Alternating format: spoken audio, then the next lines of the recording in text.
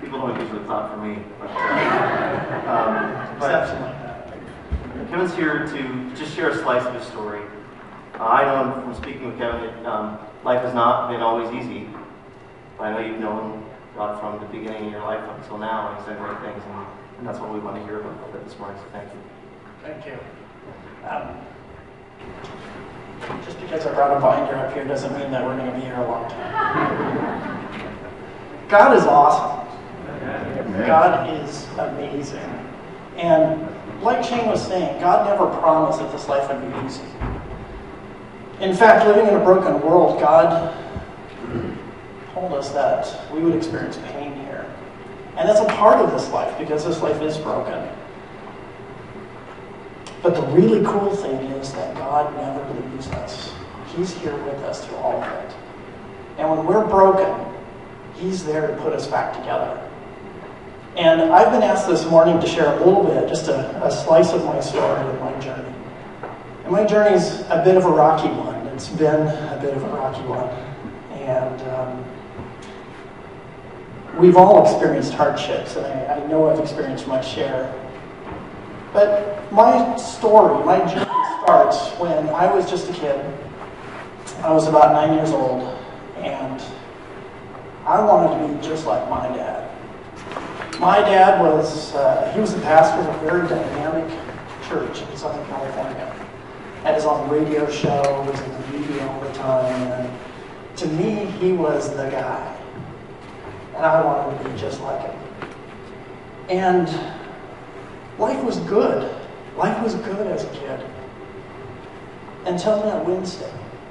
Wednesday that I'll never forget, where my journey started. There was a Wednesday night, and my mother wasn't feeling well. So she was going to stay home, and that wasn't unnormal. I mean, she came down with something. So my dad got us together and rushed us to church, dropped us off, and then sped away. Now, he was the pastor, so that did seem a little bit odd that he dropped us off and didn't go in. But we did have a guest speaker that night, so things went on. And church ended, and nobody was there to pick us up. My sister, my little brother, and myself. So another family in the church told us that we would be staying with them. And they said I didn't have to go to school the next day, so I was okay with this. And a week went by. And things didn't seem quite right. I began to grow concerned. Things around me seemed very, very strange. We weren't allowed to watch TV. We weren't allowed to see the newspaper, and let's face it, at age 9, I didn't read the paper a lot, but it was strange that whenever it would show up, it would be shuffled away very quickly so that we couldn't see it. And then my aunt showed up. Now, my aunt lived a day's drive away, so she wasn't exactly in the neighborhood. And I remember walking down that hall and sitting on the couch across from my aunt, and you could see in her eyes that something terribly was wrong. And emotions started to surge inside of me. I didn't know how to deal with these things as a kid. I wasn't equipped with not only what I was experiencing at that moment, but definitely not what I was about to experience.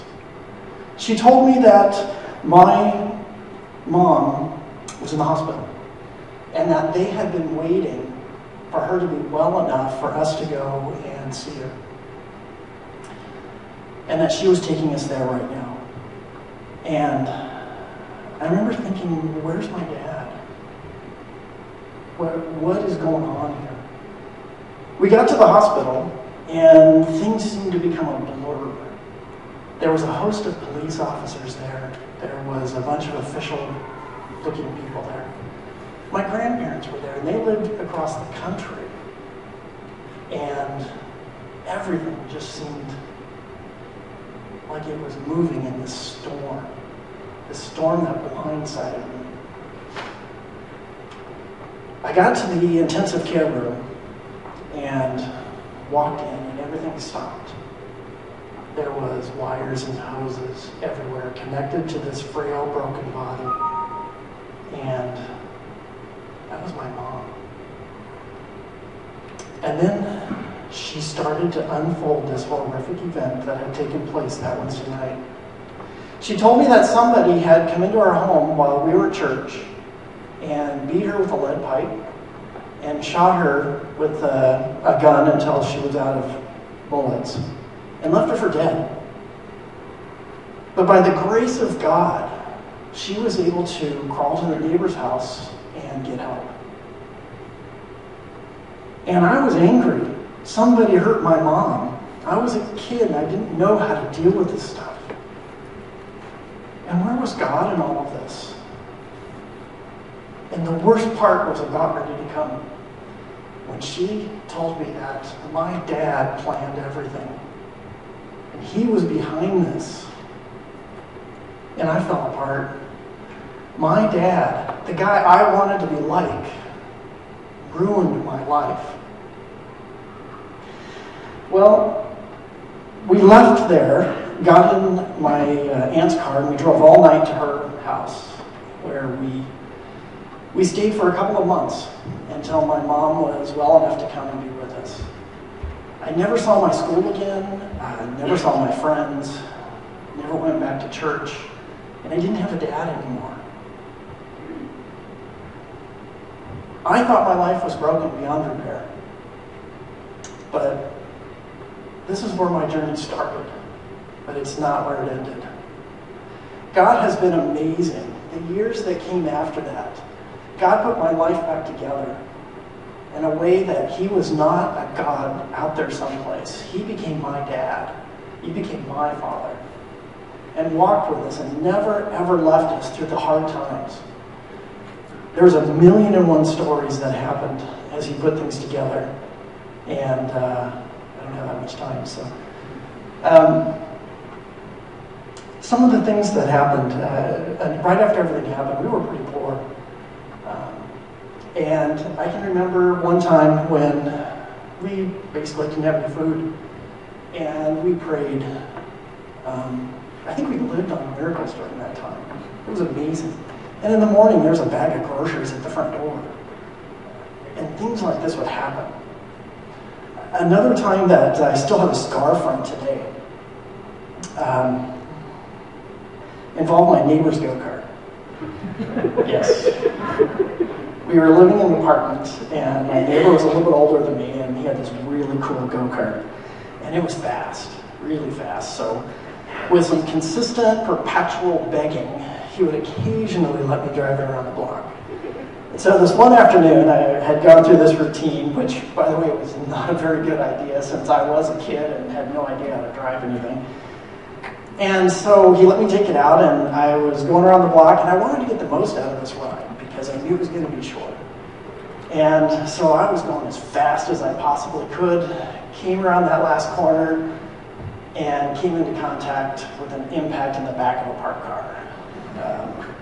My shin took the brunt with a trailer hitch sticking out under the bumper and threw me into the street. The go-kart flipped around, and I was in excruciating pain. My leg was broken.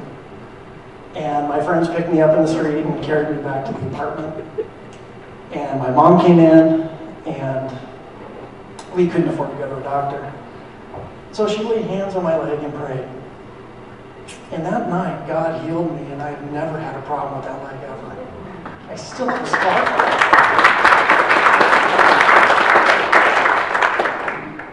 And I tell you, there are 1,000,000 stories that took place over the following years as God was there through all of it and became my true father. God is awesome, and his presence is truly amazing. Today, I have a wonderful family that God's blessed me with. God has brought us here, and there's a whole miracle story behind that. But God is truly amazing, and you know what? He still heals today, and I know that personally. And if you're broken this morning and you need God to put you back together, he's here. And all you have to do is reach out and ask him. Thanks, Shane.